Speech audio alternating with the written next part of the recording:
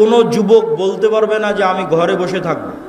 মুসলমানদের ব্যবসায়ী হচ্ছে, মুসলমানদের রক্ত মাংসে তাদের বৈশিষ্ট্য হচ্ছে ব্যবসায়ী হওয়া।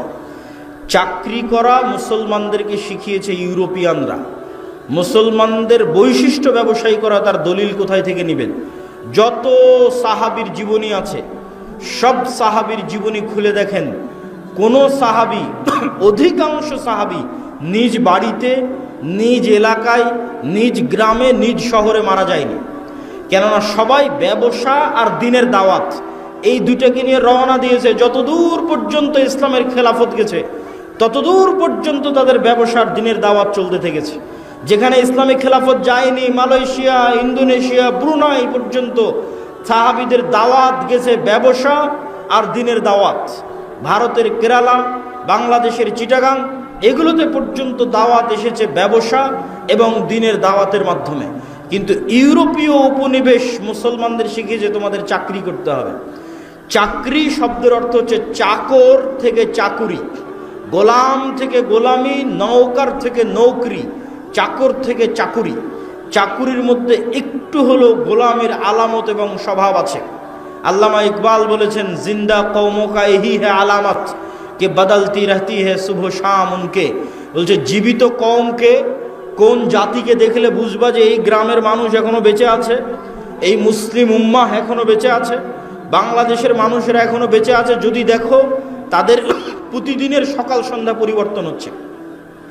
তাদের প্রতিদিনের সকাল সন্ধ্যা যদি পরিবর্তন হচ্ছে দেখো, তাহলে বুঝবা বেঁচে আছে। আর যদি দেখো প্রত্যেক দিন একই রকম, সকালে উঠে অফিস, অফিস থেকে বের হয়ে বাসা, সকালে উঠে অফিস, অফিস থেকে বের হয়ে বাসা, সকালে উঠে কারখানা, কারখানা থেকে বের হয়ে বাসা, যদি সেম রুটিন থাকে তাহলে বুঝবে এই জাতি মারা গেছে। কেন?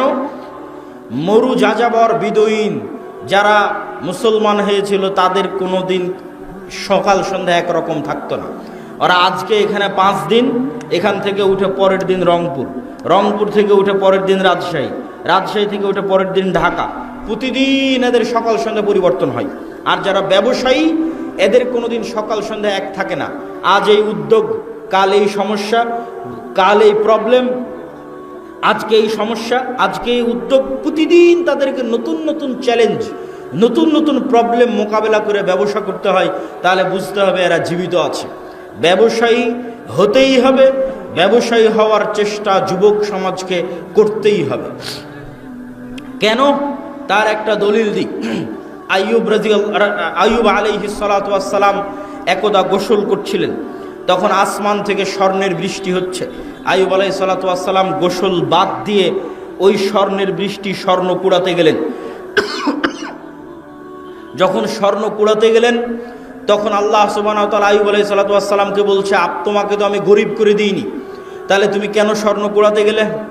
এখনো তোমার লোভ গেল না? ধন সম্পদের উপর থেকে এখনো তোমার লোভ যায়নি, থেকে গেছে?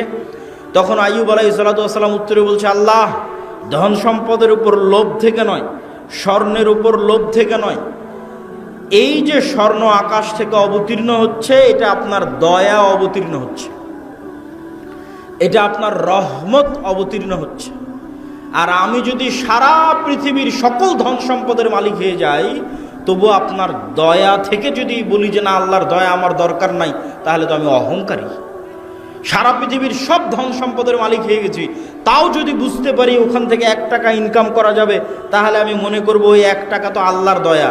তাহলে ওই 1 টাকা ইনকাম বাদ দিয়ে ঘরে বসে থাকলে এটা অহংকার হবে আল্লাহর দয়ার সাথে। অতএব ওখান থেকে 1 টাকা ইনকাম করা যাবে, ওটা আল্লাহর দয়া, তাড়াতাড়ি ওটা নিতে হবে। আল্লাহ সুবহানাহু ওয়া তাআলা বলছেন, ফাইদা কুজিয়াতিস সালাত ফান্তাশিরু ফিল আরজ ওয়াবতাগু মিন ফাজলিল্লাহ। যখনই তোমাদের সালাত শেষ হয়ে যায়, তখনই তোমরা বের হয়ে যাও পৃথিবীতে। যেখানে পৃথিবীতে তোমরা আল্লাহর দয়া দেখতে পাবে, সারা পৃথিবীতে আল্লাহর দয়া ছড়িয়ে ছিটিয়ে আছে, ওই দয়াগুলো জমা করো, ওই দয়াগুলো একত্রিত করো, ওই রিজিকগুলো অনুসন্ধান করো। তাহলে কোনো যুবকের পক্ষে সমীচীন হবে না, কোনো মানুষের পক্ষে সমীচীন হবে না যে সে বুঝতে পারবে ওখান থেকে 1 টাকা পাওয়া যাবে আর ওই 1 টাকা ইনকামের চেষ্টা করবে না। এটা অহংকার।